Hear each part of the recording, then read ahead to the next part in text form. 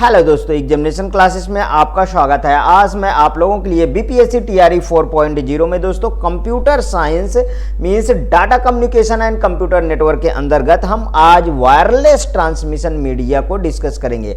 हाँ दोस्तों, इसके प्रीवियस में मैंने वायर्ड को डिस्कस कर दिया है, आज वायरलेस की बारी है दोस्तों। वायरलेस जैसा कि आप जानते हैं दोस्तों, किसी मतलब केबल वगैरह तार के बिना, ठीक है, किसी चुंबकीय तरंगों का इस्तेमाल करके हम जो कम्युनिकेशन करते हैं दोस्तों, वो होता है वायरलेस ट्रांसमिशन, जिसमें दोस्तों जैसे वाईफाई वगैरह आप यूज करते हो। तो आइए दोस्तों शुरू करते हैं। वायरलेस ट्रांसमिशन मीडिया है क्या, इसको समझते हैं। इसमें एक कंप्यूटर से अन्य कंप्यूटर तक संकेतों के प्रसारण के लिए, देखिए संकेतों के प्रसारण के लिए तार अथवा केबल का उपयोग ना करके ऐसी विद्युत चुंबकीय तरंगों का इस्तेमाल किया जाता है जिनके संचरण के लिए किसी प्रकार के माध्यम की आवश्यकता नहीं होती है। ठीक है,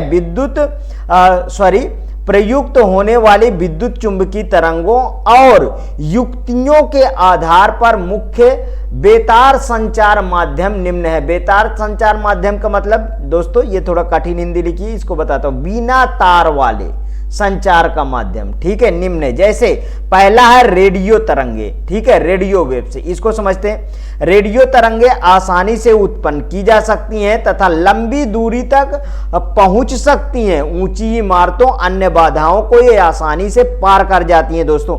इसमें ऊंची इमारतों से ये कभी भी रुकती नहीं है, ध्यान रखिएगा। इसका 3 के हर्ज से 1 गीगा हर्ज तक सामान्यतः रेडियो वेव्स कहलाती हैं। ये वेव्स दोस्तों ओमनी डायरेक्शन होती है तथा ये सभी दिशाओं में विचरण कर सकते हैं। देखिए, एक होता है वन डायरेक्शनल, दूसरा होता है बाई डायरेक्शनल और ये होता है ओमनी डायरेक्शनल, मतलब सभी दिशाओं में ये क्या होती है, संचरण कर सकती है, जिसमें प्रेषक व प्राप्तकर्ता मतलब सेंडर व रिसीवर, थोड़ा देखिए, कभी कहीं पे आपको हिंदी में ज्यादा कठिन वर्ड मिल जाएंगे तो मैं उसकी इंग्लिश बताता रहूंगा, ठीक है। सेंडर व रिसीवर का एक ही पंक्ति में रहना आवश्यक नहीं होता है, ठीक। नेक्स्ट पॉइंट, यह संचार कम संचरण गति एवं न्यून आवृत्ति पर होता था, किंतु अब रेडियो प्रसारण मतलब VHF very high frequency, UHF ultra high frequency में तथा उपयोग से अत्यधिक तीव्र गति से डाटा संचरण संभव हो गया है। ओमनी डायरेक्शनल अभिलक्षण के कारण रेडियो वेव्स ब्रॉडकास्टिंग तथा FM, AM, TV, cordless phone और पेजिंग सिस्टम में काम करती है। देखिए, आप टीवी सिग्नल लगा देते हैं, किसी भी डायरेक्शन में लगा दिए, आपका टीवी चल रहा है, ठीक है। आप जैसे हम एक बात करें, जैसे FM रेडियो है, FM रेडियो को आप ऑन करते हैं, किसी भी डायरेक्शन में काम कर रहा है, आपको वो आराम से चैनल पकड़ रहा है, तो वो होता है दोस्तों रेडियो वेव से ये सब चलते हैं। समझ में आया। अब आ जाइए दोस्तों माइक्रोवेव ट्रांसमिशन। अब तो रेडियो वेव्स आपको भी भूलेगा ही नहीं, अब माइक्रोवेव्स की बारी है दोस्तों। देखिए, विद्युत स्पेक्ट्रम में 1 गीगाहर्ट्ज से 300 गीगाहर्ट्ज तक की परास मतलब रेंज को माइक्रोवेव्स कहते हैं।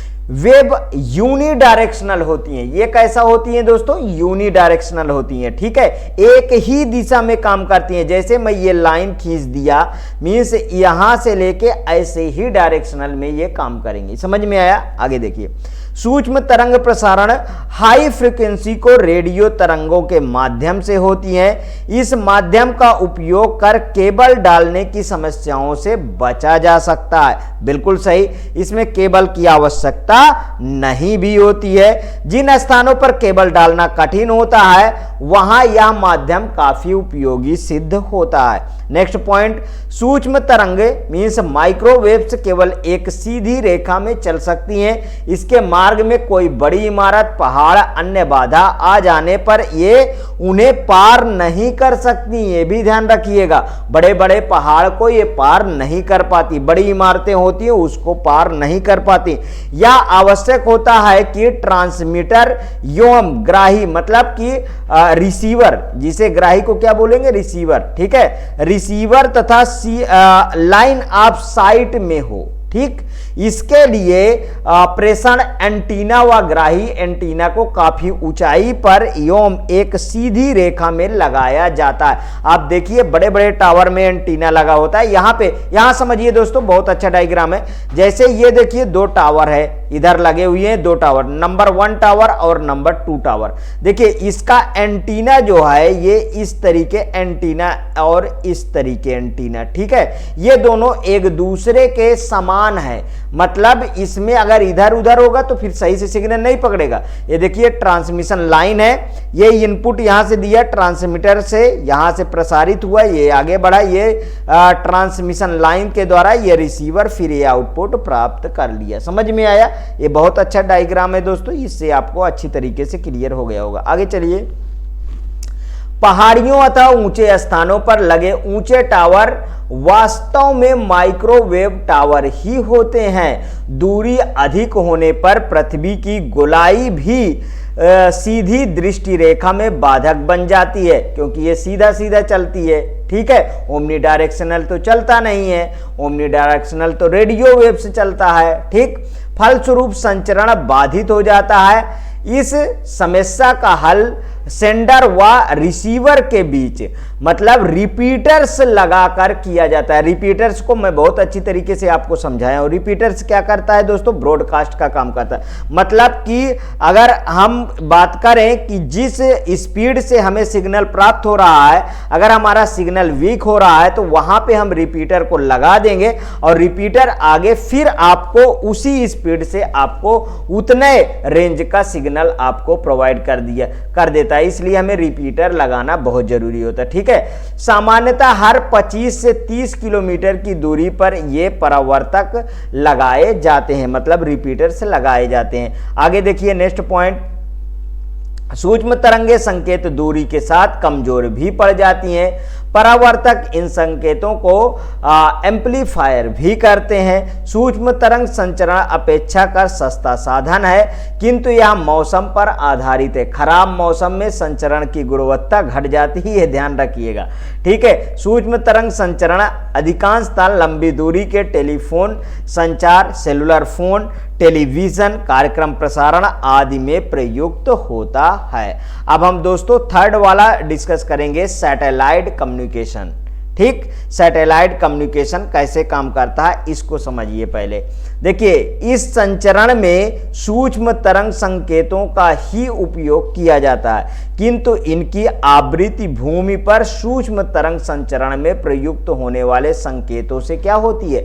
अधिक होती है, ठीक है। संचार उपग्रह सामान्यतः भूमध्य रेखा से 36,000 किलोमीटर ऊंचाई पर एक भू स्थिर कक्षा मतलब जियो स्टेशनरी ऑर्बिट में स्थापित होते हैं। भू स्थिर कक्षा में उपग्रह की पृथ्वी के चारों ओर घूमने की गति पृथ्वी की घूर्णन गति के बराबर होती है। अतः यह उपग्रह पृथ्वी के सापेक्ष सदैव एक ही बिंदु पर स्थित होता है। देखो जिस तरीके से पृथ्वी घूमती है, मान लीजिए आपका अर्थ है, यहाँ पे उपग्रह आपका छोड़ दिया गया, ठीक है, तो ये पृथ्वी अगर ऐसे घूमती है तो ये उपग्रह भी ऐसे ही घूमता रहेगा, ठीक। ये बात को ध्यान रखिएगा। ये नहीं है कि अगर पृथ्वी यहाँ हो गई इसकी दिशा और ये अभी यहीं है, नहीं, दोनों साथ घूमेंगे, ठीक। संचार उपग्रह को एक माइक्रो वेब रिले स्टेशन माना जा सकता है। उपग्रह के अधिक ऊंचाई पर स्थित होने के कारण सीधी दृष्टि रेखा मींस लाइन ऑफ साइट की समस्या भी नहीं रहती।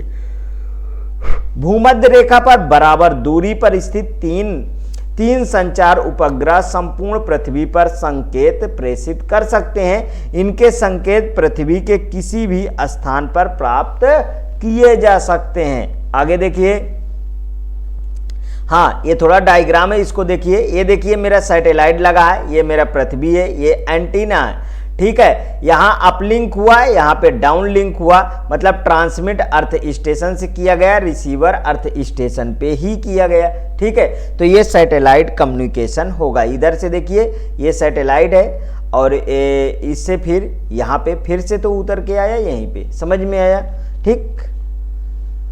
आगे आइए, infrared transmission, very most important है, जो आपके एग्जाम में काफी पूछा जाता है। यहां पे देखिए, इसमें डाटा सेंडर के लिए इंफ्रारेड रेज का इस्तेमाल किया जाता है। इंफ्रारेड सिग्नल की फ्रीक्वेंसी 300 गीगाहर्ट्ज से 400 टेराहर्ट्ज होती है तथा इसकी तरंग दैर्ध्य मींस वेवलेंथ 1 mm से 770 mm तक होती है दोस्तों। इसका उपयोग मुख्यतः कम दूरी के संचरण में किया जाता है। अवरक्त किरण संचरण हेतु प्रेषक व प्राप्तकर्ता के मध्य कोई अवरोध नहीं होना चाहिए। अवरक्त किरण संकेत अत्यधिक तीव्र आवृत्ति पर कार्य करते हैं, जिससे इनकी डाटा संचरण गति बहुत तेज होती है। यहां पे देखिए, अगर हम बात करें तो जैसे हमारे पास कंप्यूटर है, यूएसबी केबल है, इन सब में मोबाइल फोन है, ठीक है, रिमोट वाला रिमोट सिस्टम है, उससे हम कम्युनिकेशन करते हैं, तो ये सब इंफ्रारेड ट्रांसमिशन से ही होता है। ये ध्यान रखिएगा। ये यहाँ पे डायग्राम में दिख रहा है, ये देखिए मोबाइल है, यहाँ पे कंप्यूटर है, यूएसबी पोर्ट से ये जुड़ा होता है। ठीक, आगे देखिए, इंफ्रारेड संचरण में टेलीविजन में म्यूजिक सिस्टम आदि के रिमोट में संचरण के लिए अवरक्त किरणों का ही उपयोग किया जाता है। इससे घर के भीतर लोकल एरिया नेटवर्क मींस लैन स्थापित किया जा सकता है। किसी एक बड़े कमरे में रखे कंप्यूटर अवरक्त किरणों के माध्यम से जोड़े जा सकते हैं, जैसा कि मैंने अभी बताया। अब हम वाईफाई वायरलेस फिडेलिटी, सबसे पहले तो इसका फुल फॉर्म आप देख लीजिए। वाईफाई का फुल फॉर्म होता है वायरलेस फिडेलिटी, ठीक है। ये तो आप डेली यूज करते हैं, इसलिए बहुत अच्छी तरीके से आप जानते हैं, लेकिन इसमें कुछ ऐसे टर्म होते हैं जो बार बार पूछे जाते हैं, जैसे कि इसका फुल फॉर्म हो गया, ठीक है। आगे देखिए, वाईफाई नेटवर्क पर कंप्यूटर को बिना तारों के जोड़ने का काम करने वाले आज की लोकप्रिय तकनीक है। असल में यह एक वायरलेस नेटवर्क है। इसे WLAN means wireless local area network के नाम से भी जाना जाता है। तो अब आप वाईफाई का दूसरा नाम क्या आपके सामने आ जाए तो जान लीजिए, WLAN मतलब वायरलेस लोकल एरिया नेटवर्क से इसे जाना जाता है, जो IEEE means institute of the electrical and electronics engineers पर आधारित होता है, ठीक है। वाईफाई अलायंस कंपनी का ट्रेडमार्क है, ठीक। वाईफाई क्या है? अलायंस कंपनी का ट्रेडमार्क है। वाईफाई संचार के लिए इस्तेमाल रेडियो तरंगों सेलफोन रेडियो के समान होती हैं, लेकिन फ़र्क केवल इतना है कि इसकी आवृत्ति 2.4 गीगाहर्ट्ज से 5 गीगाहर्ट्ज होती है, जो सेलफोन की आवृत्ति से बहुत अधिक होती है। वाईफाई तरंगों में ज़्यादा डाटा ले जाने की भी क्षमता होती है। वाईफाई संचार में 802.11 बिल्कुल रट लीजिए नेटवर्क की मानकों का उपयोग इसमें किया जाता है, ठीक। IEEE 802.11 ऐसे लिखा रहेगा, देखिए IEEE 802.11 मानकों का इसमें उपयोग किया जाए। ब्लूटूथ को देखिए, ब्लूटूथ क्या है? ब्लूटूथ की रेंज कम होती है और डाटा का आदान प्रदान करने के काम आता है, ठीक है। जैसे 10 मीटर तक केवल इसकी रेंज होती है। आगे देखिए, ब्लूटूथ एक ऐसा वायरलेस तकनीक है जिसके द्वारा विभिन्न इलेक्ट्रॉनिक डिवाइस आपस में रेडियो तरंगों द्वारा जुड़कर डाटा का आदान प्रदान कर सकते हैं। ब्लूटूथ को मूलतः कंप्यूटर से अन्य उपकरणों को जोड़ने वाले तारों मतलब केबल की संख्या कम करने के लिए विकसित किया गया था। ब्लूटूथ को अपेक्षाकृत कम दूरी केवल कुछ मीटर तक ही के लिए ही इस्तेमाल किया जा सकता है दोस्तों। ये अब है forms of data transmission. Data संचार के रूप क्या क्या है उसे, जिसमें एनालॉग डिजिटल ये सब आएंगे दोस्तों। इसको पहले भी आप देख चुके हैं, लेकिन एक बार और आप अच्छी तरीके से इसे देख लीजिए।